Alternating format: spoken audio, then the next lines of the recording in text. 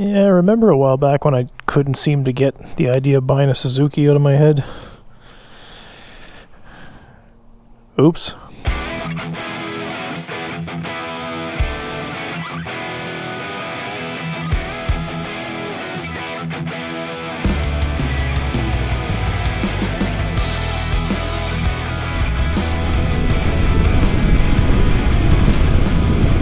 So yeah, I guess another spur of the moment vacation decision. Right place at the right time, or maybe wrong place at the wrong time on Marketplace. So what is this? Well, it says right there. It's a Bandit, which I think is kind of funny because I've come full circle. The first motorcycle I bought when I moved here and started riding was a 2003 600 Bandit. Those are pretty cool bikes in their own way. The 1200s especially. Always had a soft spot for them. The old oil-cooled ones. I think they were a SACS, Suzuki Advanced Cooling System. That doesn't seem very advanced to me, but hey, whatever sells. So this one is a 2009 1250S AE Touring, I think? Very long-winded name. It gets the Touring name added on there because at the time when they were sold, they came with factory hard bags.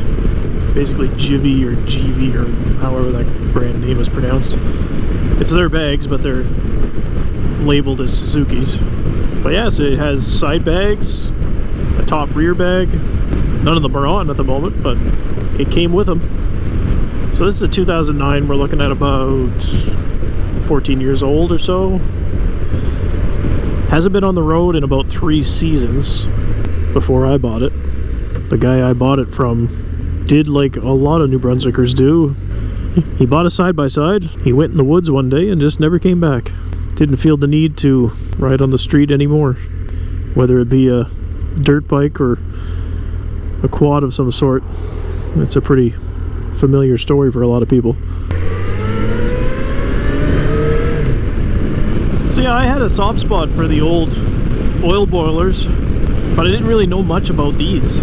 So I'm still a member of a Suzuki Bandit Facebook group because it's kind of cool to see some of the European bikes, what they get built into. I think in Europe, Bandits are like a dime a dozen. You don't see much of them around here, but over there's tons of them, so to make them stand out a little bit more, there's a lot of people who customize them. But anyway, I went on that group and kind of asked a little bit just to see, has the reputation of the bike changed at all since it went to fuel injection and water cooled? Apparently not so much. It's still known to be simple and dead reliable. I mean, this big 1250 or 1260 engine, whatever size it is, it's pushing out a whopping like 95 or 100 horsepower or something like that. So it's majorly understressed. But the cool part, the part that makes it a pretty fun bike, is the fact that it makes like 80 foot-pounds of torque from, I think it's something like 3,500 RPM on. Like, that's torque numbers that rival my ZX10, but it's making it just off idle. Besides being drawn to a bike like this, it wasn't really about horsepower numbers. You know, I still got the ZX10 for that. This was more about comfort, the ability to put some miles on. And it definitely came set up to put those miles on. It's got a wicked Corbin seat on it. It's like a couch, basically. It's got this taller zero-gravity screen to get the wind up off you. I'm not sure if I like it or not. I'm used to having wind on me. It's kind of strange having a windscreen hiding it from me. Maybe now we're getting into the cooler fall weather, it might be alright. I might grow to like it this time of year, but in the couple of rides I've had on this thing in the warm weather, it blocks too much wind.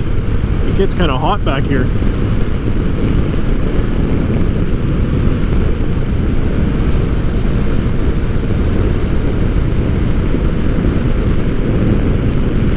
It had lowered foot pegs on it, but they came off right away. The guy I bought it from was much taller than me, so he needed to make a little bit extra room for his legs. I kind of need to make more room for handling, because even by putting the stock pegs back on, I've already been dragging them here and there. Yeah, it's got some mirror extenders on it, so you don't just stare at your shoulders. It actually came with a full lower fairing too, but the bike's a little rough around the edges. It's been on its side a couple of times. that lower fairing is not looking so hot, and I'm not even interested in it anyway.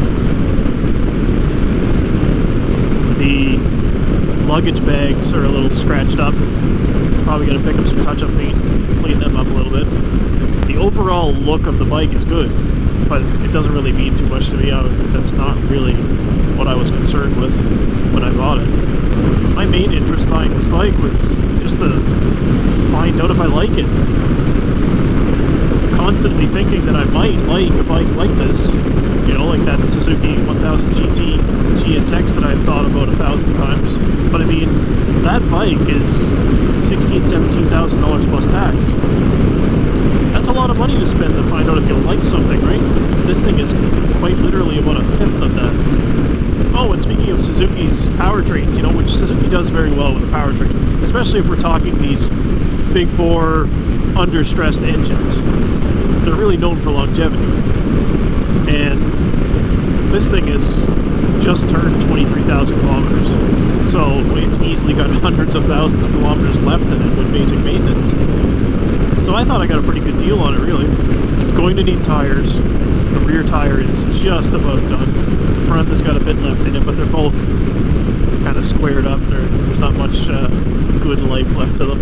Dunlop Q3s must have been on sale at the time of the last replacement, because I can't see any other reason to put Q3s on this bike and then ride it straight up and down the highway. The center of the tires just wore right out. The edges of it had never seen pavement. I changed that a little bit though. I started introducing them to some pavement here in the last couple of rides.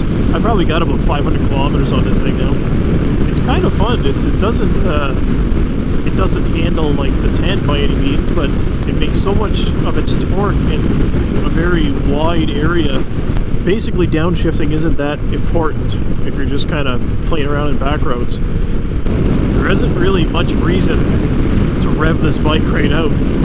It's quite happy to be short shifted. I find myself saying all the time, oh, it's pretty good at this and it's pretty good at that. That's like a great example of the bike overall. It's pretty good at everything. It's great at pretty much nothing, but does everything, you know, good enough. Actually, that's probably not fair. Good enough isn't really a fair description. I'd say it's better than good enough. But it doesn't do any one thing in a manner that's going to, like, floor you, you know? You're not going to be left with your jaw hanging because of how well it does anything.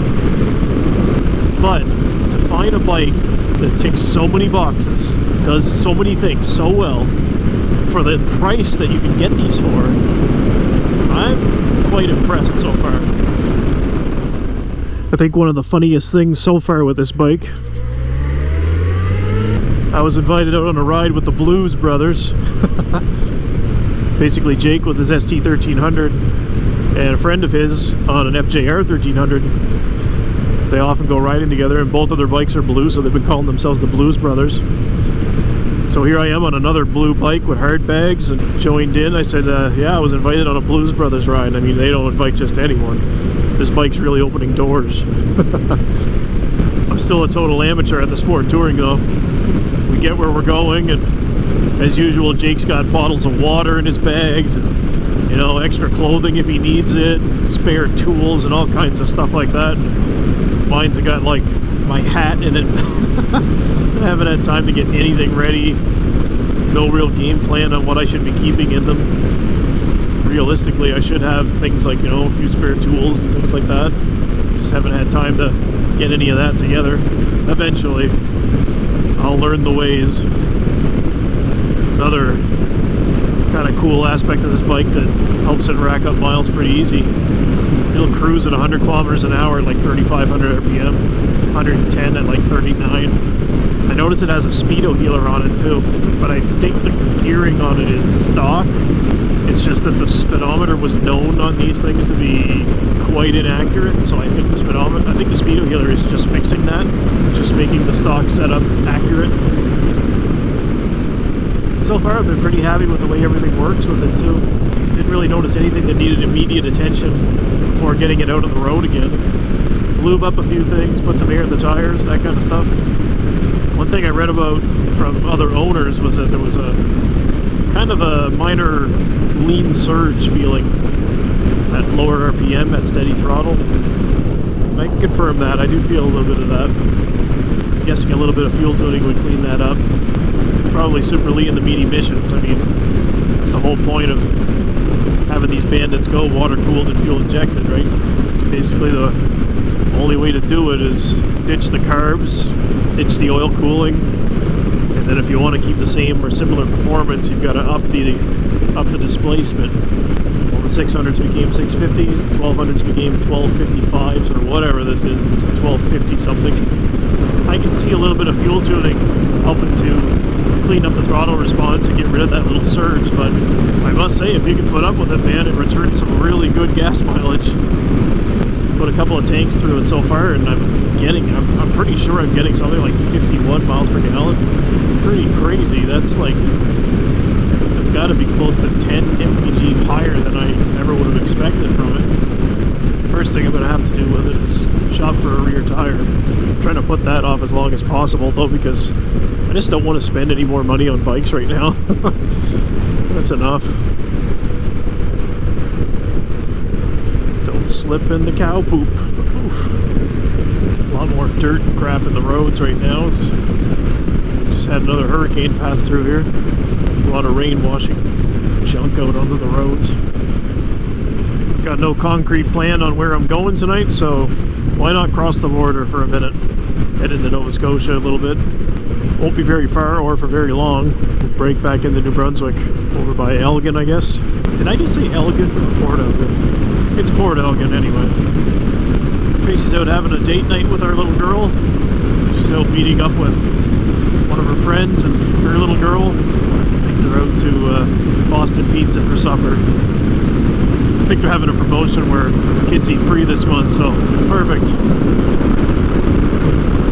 And you know, our little girl is actually one of the reasons why I ended up buying this bike. It just dawned on me one day that, you know, I've got all these motorcycles, but none of them are very well suited for her to get on.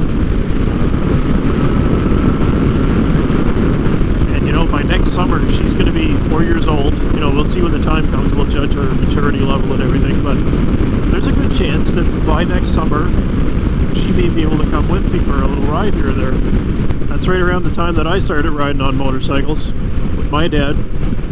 Although I started riding basically sitting on the tank, that would probably be frowned upon now.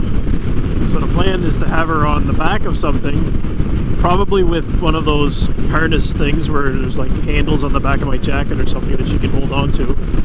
And am I heading into the rain? Anyway, if the plan is to put her on the back, you know, none of my other bikes were very good for that. For this one, I can actually put the top bag on the rear and it makes a little backrest for her also. Kind of helps to contain her. We'll start small, just put her on and take her around the block a couple times. Go from there, see how she likes it. I think she's going to love it. I mean, it's also totally possible she hates it, but I really don't see that happening. Hoping maybe by next year she can take a crack at her bike also.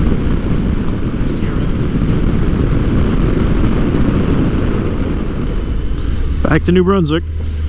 Watch the road condition change. Look at that.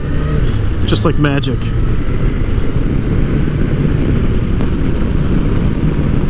These roads are looking wetter down this way.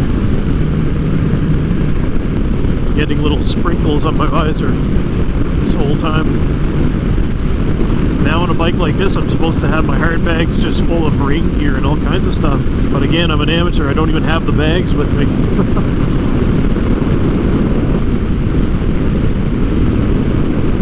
Before buying this, I listened to one guy review it. And he mentioned that it handles well and it does well, you know, at a faster pace. But while you're doing it, it almost feels like the front wheel is too far away.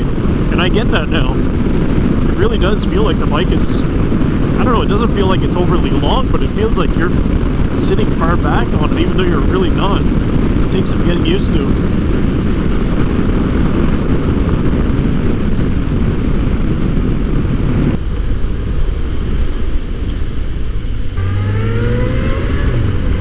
Well, our short tour of Nova Scotia is done. We're back in New Brunswick, and I'm starting to feel really damp from all the little mist that's falling. I also noticed that the clock just keeps on ticking here. Starting to get a little late. Well, late for me now anyway. Bedtime comes early for the little one.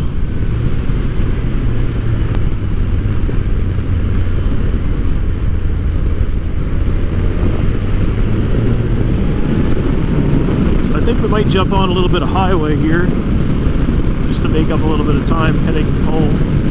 Try and avoid some of this wet stuff.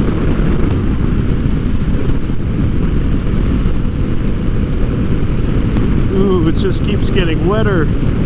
Alright, we'll call this the end of this one. See if I can stay somewhat dry on the way home. It's not looking good. So head down to the description, click some links, leave some comments, buy some stuff on Amazon so I can get a very small kickback, and then maybe I can buy things to put in my saddlebags, like rain gear